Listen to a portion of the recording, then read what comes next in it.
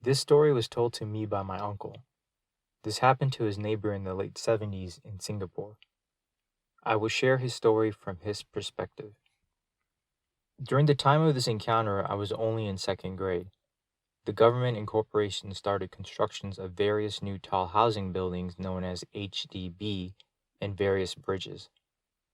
There was a rife rumor going around during that time that this creature known as the Kapala and Jinn was air quotes employed or summoned by the rich corporations.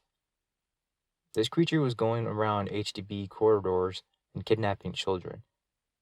It was said this kidnapping appeased this evil spirit and prevented a disaster for the constructed foundations.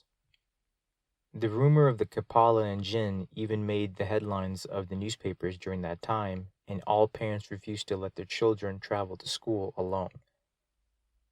During this period of time, the police were not as technologically advanced and efficient. The crime of kidnapping was not uncommon in Singapore.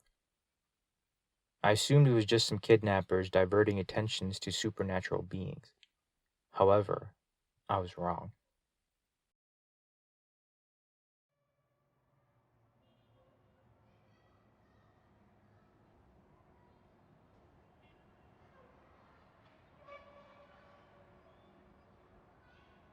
It was during a hot afternoon after school.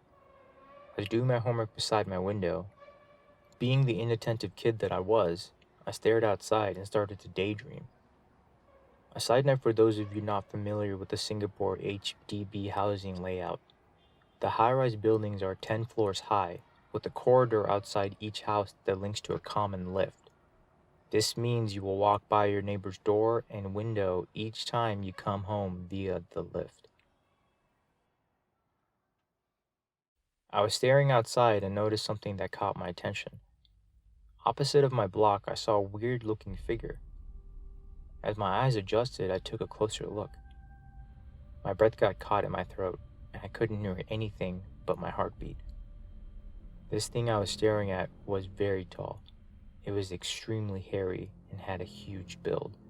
If I had to compare the build to today, I would say it was like John Cena, but with a lot of hair on the chest and arms. From my view, I noticed something peculiar about it. It had a dog head in place of where the human head should be. I first thought this was a costume until I noticed a huge tongue sticking out. This thing was panting like an actual dog. I rubbed my eyes twice to see if my eyes were deceiving me. My heart sank when I saw this thing slowly proceed to stop by a window and reach one of its arms inside. Then it seemed to be trying to pull someone or something out. That's when I heard a little girl screaming for help from the window. I jolted back to reality. I started shouting as loud as possible, "Kapala anjing! Kapala anjing! Kapala anjing!" I shouted at the top of my lungs and screamed for that creature to stop and let the little girl go. There was enough commotion that neighbors started peering out of their windows.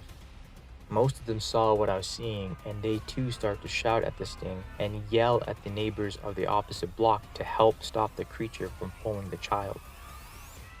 Many neighbors started to grab their cleavers, mops, brooms, and sticks. Then they raced towards this creature. I too grabbed my baseball bat and ran down as fast as my legs can carry.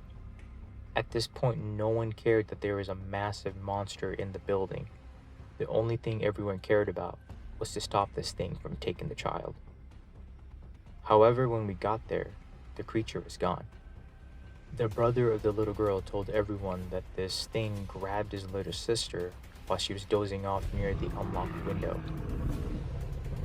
As soon as it grabbed his sister and he heard her screaming, he ran over and grabbed his sister opposite to the creature. This thing was trying very hard to quickly pull his sister out, but got too scared and let go after it heard the huge commotion and saw the numerous neighbors rushing it. He thanked everyone for helping and willingness to confront this monster repeatedly. Unfortunately, no one was able to intercept this thing as we all ran up the stairs. There were multiple staircases leading up, and no one is sure which one it took to escape. Those who remained at the opposite block claimed that this thing took off at an unnatural speed. Many of the men decided to search the entire neighborhood, find this thing, and kill it. But it had disappeared without a trace. Since then, there were no more kidnappings in the HBD structures. Regardless, I chose to always lock my window and doors once the sun set in case the Kapala and Jing were ever to return.